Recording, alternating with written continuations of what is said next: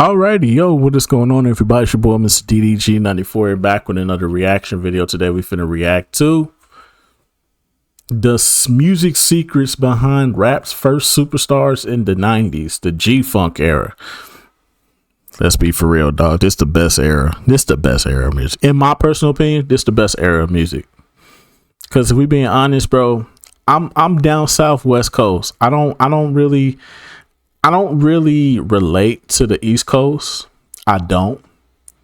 I just don't. I don't relate to the East Coast as much as I relate to down south and the West Coast.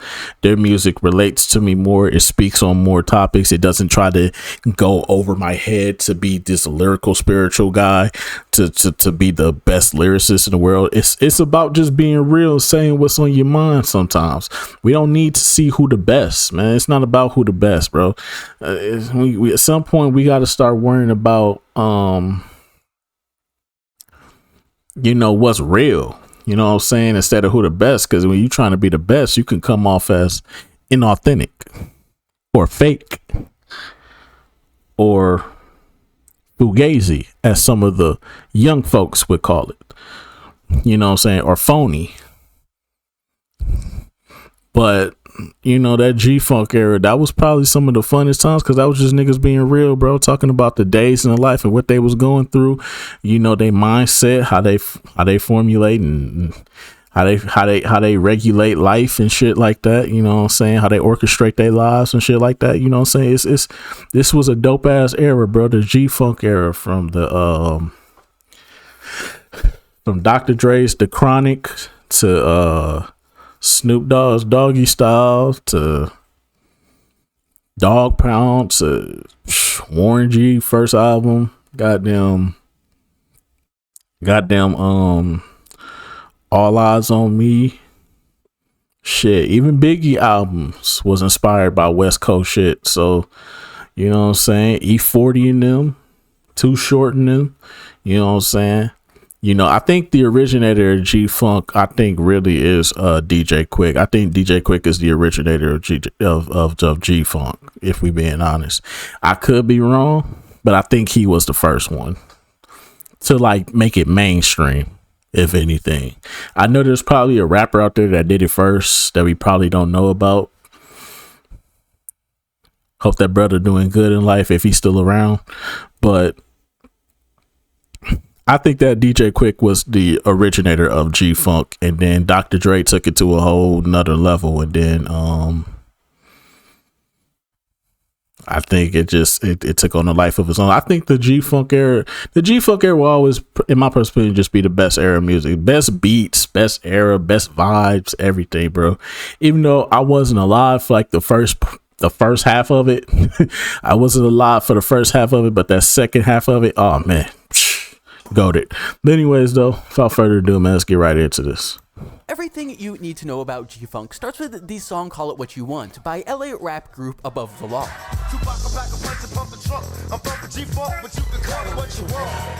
They said, "What's y'all sound? What's y'all music called?" It was like, "Well, we just call it G-Funk." Really know what to say to him. We just call it G-Funk. So we said something to him, and so he wrote it right into his rhyme, G-Funk. Yeah, he's the first that coined G-Funk on a record. This is Cold 187 and Layla, who were two members of the LA rap group Above the Law. Although I think Layla was just a writer and not an official member. But they came up with G-Funk while they were signed to Ruthless Records, since they needed a way to stand out from other West Coast rap groups at the time like NWA. I didn't want to lose the rap part. I didn't want to lose the hip-hop essence of it, but I started putting melody in it, and I slowed it down a little bit, put siren sounds, crazy keyboards and stuff like that, and that's how it kind of evolved into being the G-Funk sound.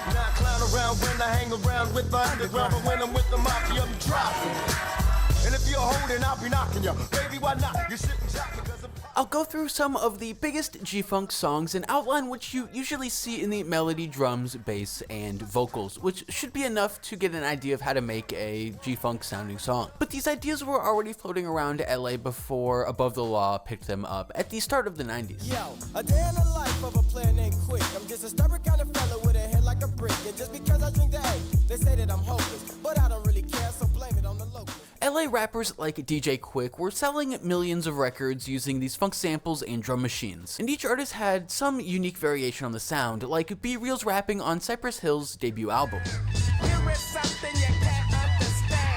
I could just kill it, man. And NWA was also still around after making gangster rap popular a few years earlier with their debut album. And they were keeping with the high energy for their second album in 1991, Evil for Zaggin'.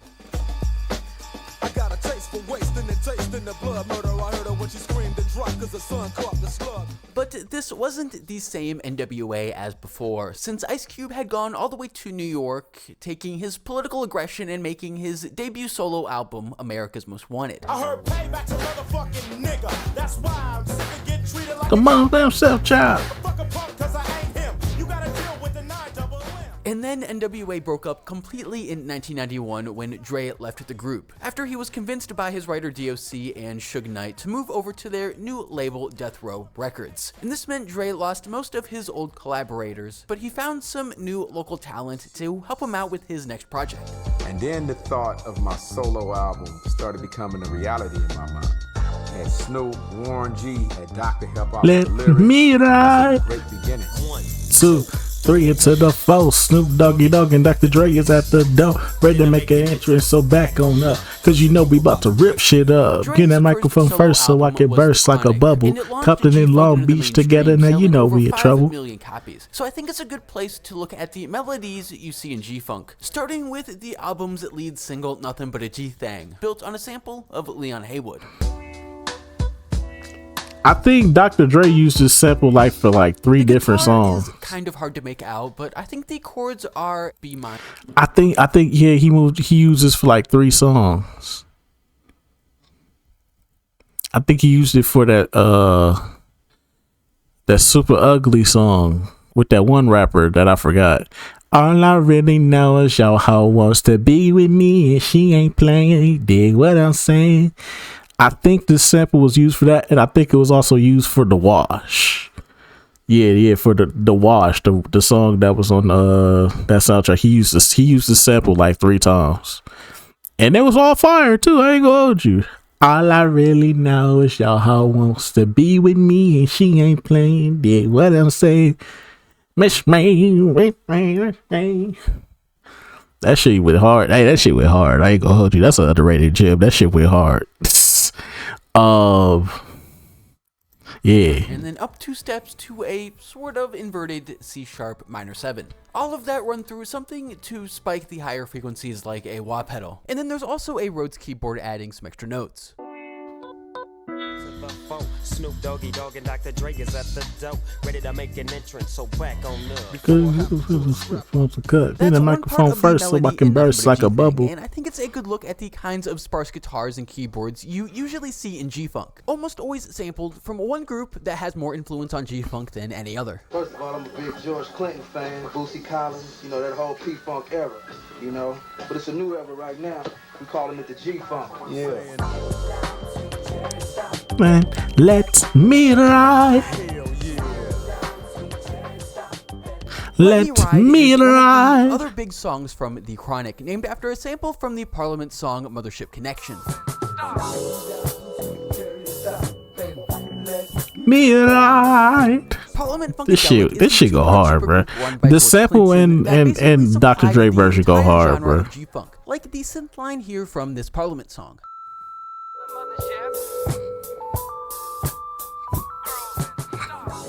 This synth follows the rules of any G-Funk synth lead, with a high-pitched melody that lingers on a few notes, all played by a mono synth using a smoother waveform like a sine wave. Although Dre's version here is baby, what you doing with that? different, What you doing with that popsicle, girl? Trouble over remaking these melodies himself.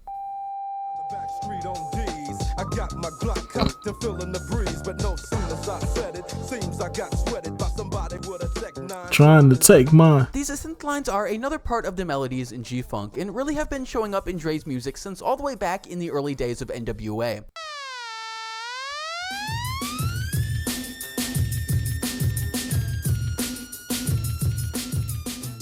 The Chronic was Dre's first solo album, but really he never would have been able to make it without the help from some local rappers he found in Long Beach, California. I used to be in a group called 213, me, Warren G, and Nate Dogg, you know what I'm saying? Yeah. And we just, just do underground tapes in Long Beach, striving, struggling, trying to get up out the ghetto. And Warren G gave one to Dre, he liked it and took it from there. And it was Snoop Dogg was all over the Chronic, as a feature and also as a writer. And so when he finally released his first album, Doggy Style, in 1993, it was the first debut album from an artist to go #1 on Billboard. From the depths of the sea back to the block, Snoop Doggy Dogg covering his the rock. This So low on that ass, but it's still the same. Name, and I think it's a good example of the bass you Follow me, usually follow me, find follow in me, follow me. G-Funk, and how much it sounds like Parliament Funkadelic. Listen to me, yeah. Was it me? This Funkadelic Yeah. song, Knee Deep, it has a synth bass with a descending pattern that I think is another iconic part of G-Funk.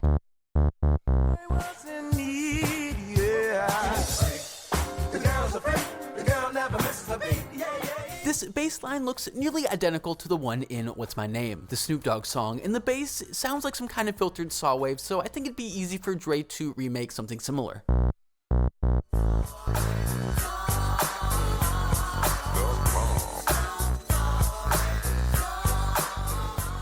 And this same synth bass showed up in Dre's music at the time too, like back in the Chronic on Dre Day. Yeah. Hell yeah. Know what I'm saying? This synth bass is one of the basses you can find on G-Funk, but there is also another bass that can come with all of these funk samples. With so much drama in the LBC, It's kinda hard being Snoop D-O double G, but I somehow, some way keep other coming big up hit with on funky Doggy ass Style was shit the like song every Gin single and Juice, day. which had a May bass I guitar played kick a by little Dre's something for the longtime G's studio player, and Tony Green. getting it on, and they ain't leaving till 6 in the morning. do what you wanna do. I got a pocket full of rappers and my homeboys do too. The bass here sounds like it was an entirely new line, but sometimes Dre would also just use the bass that was already in whatever funk sample he was using, like how the bass on Nothing But a G Thing comes from the sample. To the phone, Snoop Doggy Dogg and Dr. Dre is at the door, ready to make an entrance, so back on up. Before I have to pull the strap out the cut. What's the difference between the G-Funk sound and any other sound? The G-Funk sound is, it's the different sound, but it's got that clarity that you can just say, oh, that's a Dr. Dre beat. Dre produced Doggy Style right after the Chronic in 1994, and there's this window for a few years after where Dre's not producing as much and instead dealing with some label issues and other stuff that would eventually get him off of death row. But for now, other artists were having their own success with G-Funk. I produced my album. You produced your own album? Yeah. Jay was your first one off the bat? And wrote it. And now you got 3 Grammy nominations. Yeah. Maybe you should slow down a little bit. Warren G came up with Snoop Dogg and Nate Dogg in the group 213 in Long Beach, California. And when both of those artists were signed to death row, Warren G wasn't offered a contract. So he did a few movie soundtracks and some other songs, and eventually got a deal at Def Jam and was given the resources to make an album. It wasn't the fact that he didn't get any contract offers. It was the fact that he was a lot more smarter than everybody else. He wasn't desperate for a contract. He was looking over people's contracts. He was like, hey, Snoop. He told Snoop, like, hey, man, you need to get you a lawyer, man. You need to look into this shit, man, because, you know, motherfuckers like to play around and shit. You never know, bro. That's what, yeah, and then Suge tried to blackball him, I believe. Suge tried to blackball him, but it didn't work because he got signed to Def Jam. He went on to Def Jam, and the rest is history from there. Plus, Snoop didn't even want him on the label. Snoop was like, nah, dog, you don't even want to be over here, dog. It's crazy over here, dog. Go to Def Jam, bro. Go where we always wanted to go. Clear black night, a clear white moon. Warren G was on the streets trying to consume some skirts for the E so I could get some phone. In 1994, Warren G Chilling released the around, single just hit the Regulate, east which side had of the so much LBC success on that the it mission trying to find single-handedly Mr. saved Def Warren Jam G. from going under. And it was produced by Warren G himself with a sample from the song I Keep Forgetting. Hey, this one go hard in the paint too. Funk is so sample heavy that the drums you see in an R&B or funk song like this are basically what you see in the drums of G-Funk. Here it's a snare only on beats 2 and 4, and a kick that's offbeat every other measure. And then Warren G, it sounds like, also added to that some drum machine stuff that sounds like a clap and a kick. The LBC on a mission trying to find Mr. Warren G. Seen a car full of girls, ain't no need to tweak. All of you search know what's up with 213. G-Funk has a laid-back feeling, and part of that comes from these songs being slower, since Dre did drop the tempo from around 100 beats per minute on Straight Outta Compton down to around 90 on The Chronic. But I think another big difference comes from the drums, and specifically the hi-hats. Where back in NWA's music, the hi-hats were playing 16th notes, which I think made it feel a lot faster.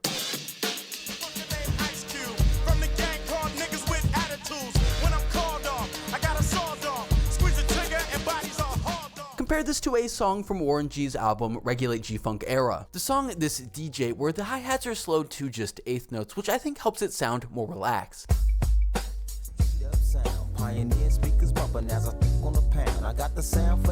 It's easy to see that this DJ be Warren G. This song I think is also a good example of how G-Funk can combine samples and drum machines, since here in the drums you've got claves coming from the sample that also brings in the chords. Yeah. And this is different from some of the other drums Warren G. Hey, that's that shit right there. The kick that has the low end of a drum machine, or the hi-hats that seem to split the difference, with one from a drum machine and one in the background that sounds like a sample. Pioneer speakers bumping as I think on the pound. I got the sound for your then it's easy to see that this DJ be Warren G. Snoop helped write that shit, and he was on the hook.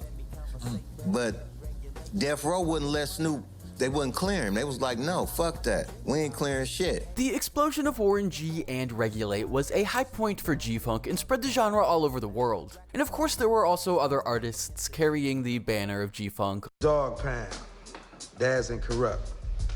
Two wild ass motherfuckers don't give a fuck about nothing. And Ice Cube was back keeping up with the changes to West Coast hip-hop, and had his own G-Funk hit that was maybe the biggest of his career with the track It Was a Good Day.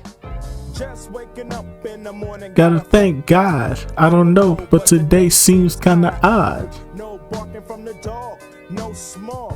And mama cooked the breakfast with no hog. So I think it's even more surprising that the end of G-Funk was basically right around the corner. And it would end with the same artist who was the first to say G-Funk on a record. Tupac, go ahead and rock Now I clown around when I hang around with the underground. Girls used to frown, say I'm down when I come around. Gas me, and when they pass me, they used to diss me, harass me. But now they ask me if they can kiss me. The first time Tupac Shakur showed up on a record was this verse on the song Same Song in 1991, when he was still with the group Digital Underground in the Bay Area. It was all part of launching Tupac's own solo career, and his first album got a head start with some national attention. The vice president's latest attack on the entertainment industry is aimed at rap lyrics. He's responding to a murder in Texas where a state trooper was killed by a man who says he may have been motivated to shoot by a song on the album Tupacalypse Now. Tupac, for his first few albums, was focused on social injustice, from cop-killing narratives that were getting him in trouble to other issues you wouldn't usually see in rap music. I hear Brenda's got a baby, but Brenda's barely got a brain. A damn shame, the girl can hardly spell her name.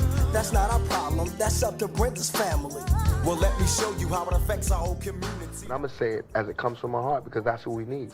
Obviously, when I seen all of that. I seen the crack babies, all of that. So nothing America can show me, nothing these critics, nothing, nobody can show me, can back me down. Tupac made 3 albums before going to prison at the end of 1994, and it seems like the jury convicted him of sexual abuse with the idea that Tupac would just get parole. Since Man, they put this nigga in jail for inappropriate touching, bro. Fuck out of here. Get the fuck out of here, bro. They put this man in jail for inappropriate touching, bro. I really want y'all to understand how the justice system was against us. They sent this man to jail for inappropriate touching. If that was a white man, he would have got a fucking fine and got sent on his fucking way. That just goes to show you, bro. We got a long way to go, bro. they let him off on some of the harsher felonies. But instead, the judge gave him the max 1 to 4 year prison sentence, all of which opened the door for Suge Knight and Death Row to come in and put up the bail of $1.4 million when Tupac appealed his case, meaning that Tupac was now signed to Death Row. Shout out to jail, California dreaming. I'm hearing Hoochie screaming.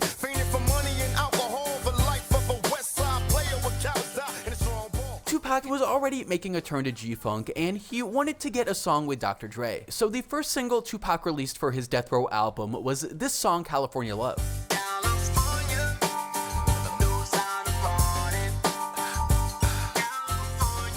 And I think it's a good chance to get into the vocals of G-Funk, starting with the lyrics, which are basically the same lyrics as gangster rap, although I think G-Funk is a bit more defined. There's all of the production, like the funk samples, and also the lyrics talk about things specific to the West Coast, beyond just the gang stuff. Only in Cali will we riot, not rally to live and die. In LA we wear chucks, not valleys. Yeah, that's right. Dressed in locs and khaki suits and ride is what we do. Flossing but have caution, we collide with other fruits. As far as the vocal effects you find in G-Funk, this song features a talk box on the chorus. I honestly think this sound isn't too common in G-Funk, and instead in a chorus you usually find some Nate Dogg vocals or some background singers. But you can literally hear it in the background of this. What are you talking about, sir? You can literally hear it in the back. Go back. I don't think this brother you need to get the earwax cleaned out your ears, brother, because the talk box is in that song too. G-Funk, and instead in a chorus you usually find some Nate Dogg vocals or some background singers. Don't you hear the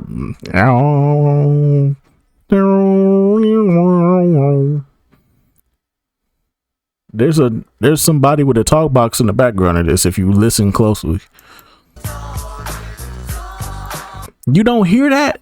From the depths of this, bow wow wow yippee yo yippee yay, bow wow yow yippee yo, bow. That was in there too. What is he talking about? But the talkbox is still associated with G-Funk since it was used on funk records by artists like Roger Troutman.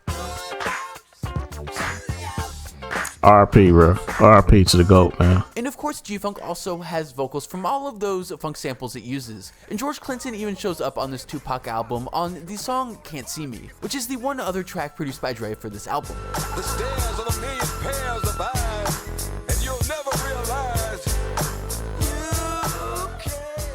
And finally, the rhyme schemes in G-Funk had come a long way from just matching up the last words. Like back at the start of gangster rap on the song 6 in the Morning. 6 in the morning. Police at my door. Fresh Adidas squeak across the bathroom floor. I will give these early rappers some credit since it was probably harder to rhyme while trying to put together one long narrative for the entire song. And rap as a whole was growing in complexity, and I think all of that comes through at the start of Tupac's verse here. Give me my money in stacks and lace my bitches with Don figures. Real niggas fingers on nickel plated non-triggers. Must see my enemies defeated. I catch them while they coked up and weeded open fire. Now them niggas bleed. And my raps that I'm rapping to my community shouldn't be filled with rage. You know what I'm saying? They shouldn't be filled with the same atrocities that they gave to me. In the media, they don't talk about it. So in my raps, I have to talk about it. Tupac released one album on Death Row, and it sold millions of copies even as rap's first double album, which makes it all the more surprising that this is basically where the story of G-Funk ends. Although I guess it's not unprecedented, and rap as a whole carried on just fine. But the West Coast entered a... Nah, I wouldn't say this is where it ended, bro. You still had E40, you still had Too Short. Like I said, Biggie was even G-funking was even using G-Funk on his albums, bro. So I don't think you could say that really. Dark age at the end of the 90s. I think symbolized most in one tragic death. Rapper and actor Tupac Shakur is dead at the age of 25, just about a week after sustaining 4 bullet wounds last Saturday night in Las Vegas. As Tupac died, so too did G-Funk, although he was far from the only cause, with Death Row's collapse as Suge Knight went back to jail and Dre left to start his own label. And all of it was brought down under the pressure of an East versus West Coast rivalry, although it was really more of a Suge versus Diddy rivalry. Any artist out there want to be an artist and want to stay a star, don't want to be all in the videos, all on the records, dancing, Come Death Row. G-Funk lost its chart dominance, although the sound still carried on with artists like Snoop Dogg releasing music. But it would be a few years before another artist would put LA on the map again, which I think makes a good place to wrap up the production of G-Funk, and maybe you can use some of these ideas in your own music or just listen to it a little differently. I've done some videos on how to make some of the earlier genres in West Coast hip-hop as part of combining all these videos into one long history, so make sure to go check those out as well, and thanks for watching. Alrighty, that's just gonna about do it for this one. Most definitely, in my personal opinion, this is one of them.